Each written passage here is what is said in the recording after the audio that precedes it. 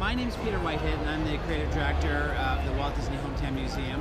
And so you're in Marceline in California right now. So you're at the D23 convention with us. We're here spreading the news about all the contacts that Walt continued with after he left Marceline. He only lived there for 5 years of his life, but they were really formative years. I was going to say, it's amazing for just 5 years how much that changed the rest of his life and how he stuck with it. Well, but think about your life from 5 to 10. Yeah. That's when you're really learning about life for sure. And he came back. The first time he actually came back was very quietly in 1946. He came and he took home movies of Main Street USA that you can see. Well, you can't see in the archives, but I can see because I work for the museum. And he's just, I think, kind of replenishing his mind about what he thought he remembered of Marceline. There are buildings down in Disneyland on Main Street, USA, that are mere reflections of buildings that you'll see in Marceline. So if you ever come to Marceline, you'll pick out Cool Corner because it's a when we come to Marceline, right? There you go, exactly. When he came back in 1956, the image on the outside was the first time he really came back. He dedicated the pool in the Walt Disney Hometown, or the municipal park. He came, and those are the kids sort of running to be first in the water. Okay. Second time he came back, 1960, to dedicate the Walt Disney School. Okay.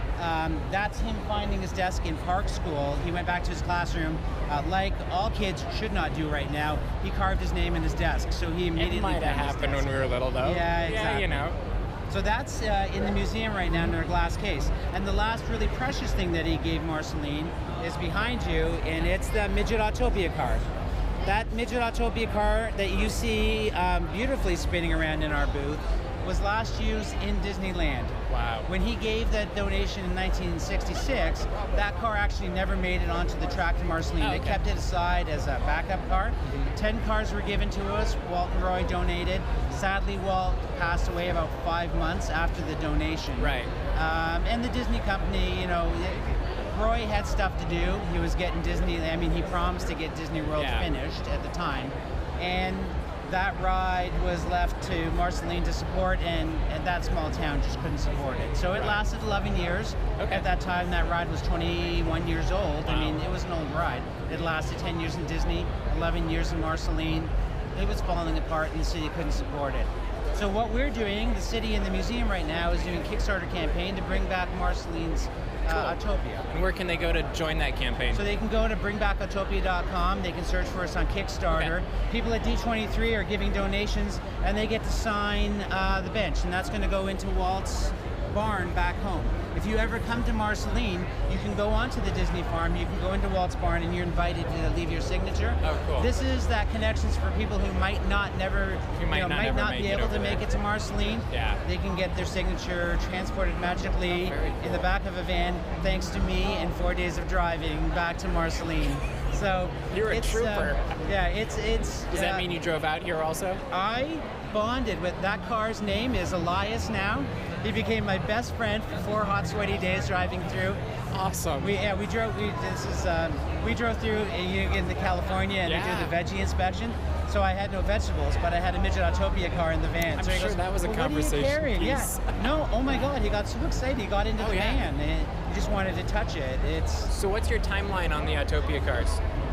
To get it back? Yeah. So next year, 4th of July, is the 50th anniversary of Walt's gift. Cool. And I would love for it to be up and running to celebrate that 50th anniversary. So, the Kickstarter campaign is the first chance for fans to come together. Corporations have come and talked to us about joining, and I love that they want to join us. And I've asked them to hold off because I think fans should have the first right to, I don't want a company to come in and buy up all the invitations to the parties and all the cars and everything. I want fans to go, oh my God, I want to be part of that. Keep it personal a little bit. They have connections. There are people who signed this bench, who have cried when they signed that bench because it means so much. Walt Disney has been gone a long time, but he touches people in a really personal way. Every day. Continues to do so. So we're just thrilled to be able to tell a really homespun story. Yeah. And is this the museum right here? That is the museum. Okay. It's 15 years old as of next year. The contents of that museum came from Walt's sister Ruth, younger sister Ruth.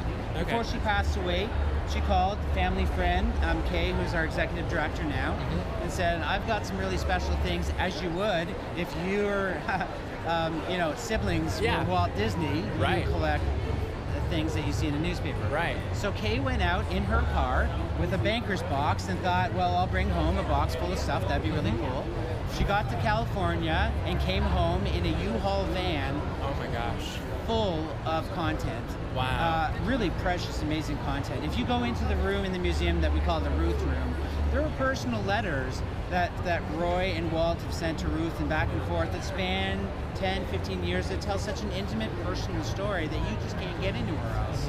It's, if you're ever in Missouri, to complete the Disney story, you have to come to the museum in Marceline and experience what it's like to grow up in the 1900s on a farm in Missouri. Awesome. Well, thank you for your time. Thank you for your time.